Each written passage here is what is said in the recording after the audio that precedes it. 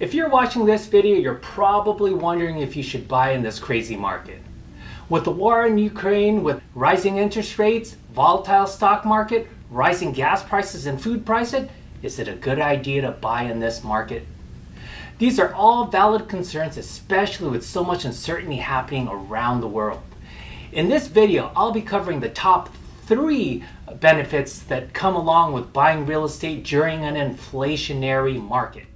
If you want to learn how to lower your monthly mortgage payment and how to get the lowest interest rate, make sure to stay till the end.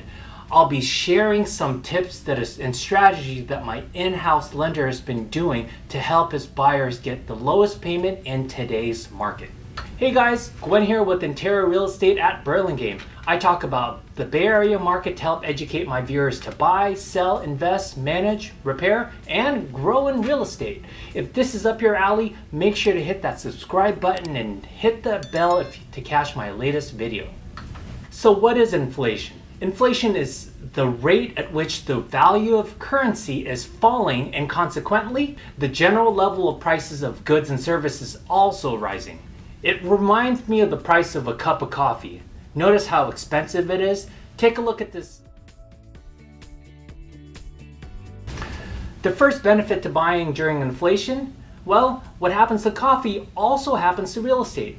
The price of goods, i.e. a house goes up. Real estate is an asset that goes up in value. However, it's not like a coffee where it's consumed. You don't just eat or drink real estate, or like most cars where after you drive it, it loses value. It's an asset that goes up in value, especially during an inflationary market. And remember, the price of a home is massive, so when it goes up, it's game-changing. Now the second benefit is a loan. It's what we call a fixed cost debt. The loan rate is fixed for 30 years or during the initial period of the loan. So that means when you buy the house, it's usually fixed rate for the life of the loan or the initial portion. So that means your monthly payments are the same. It doesn't matter if the rates continue to go up because the cost of your loan has been locked in already. So the benefit is that the value of your home will continue to go up during the inflationary period, but your cost will continue to stay the same. And if you're planning to live in the home for only 5 years, 7, or maybe 10 years, make sure to stay till the end where I'll give you some tips that even get you a lower interest rate on your loan. Now, if this is a little bit confusing, and I know it's confusing for me when my lender first explained it to me, make sure to leave a comment below and I'll get you those answers for you. Now, the third benefit is an increase in cash flow. Earlier, we covered that inflation raises the price for goods and services. Now, because you have a fixed debt cost, your monthly payments are the same, and rents will continue to rise if you're renting out your property.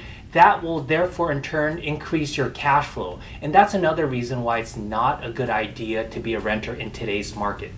Now, with this high inflation, there's benefits to buying real estate today. And that's the reason why 1 of 3 homes that are purchased nationally today is purchased by an investor.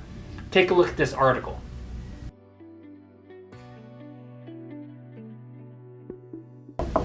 What are your questions on inflation as it relates to real estate? Make sure to leave a comment below. I'm always curious to hear what you guys think. Now, if you are in the market to buy, I'm sure the rise in interest rate has an effect on your buying situation. Your monthly cost just went up, and essentially which means that your offer price now takes a hit. How do you win with the seller's price in mind, but your borrowing cost just went up? Well, my lender came up with the strategy called the seller paid buy down. Now, instead of writing an offer that's drastically lower than the seller's expectation, offer their price, but negotiate it with the seller concession. Have the seller pay a smaller portion to buy down the rate. Now, what this results in is that the seller will get their price and you get a much lower monthly payment. It's a win-win for both sides. Now, if you're a buyer only planning to stay for a short period of time at the home, maybe 3 years, 5, or less than 10 years, talk to your lender about an adjustable rate mortgage. The name's a bit confusing because it's an initial fixed rate of 5, 7, up to 10 years, and then it becomes an adjustable rate. It'll benefit you because the rates are much lower than a standard 30-year fixed rate, and you're not planning to stay there for 30 years.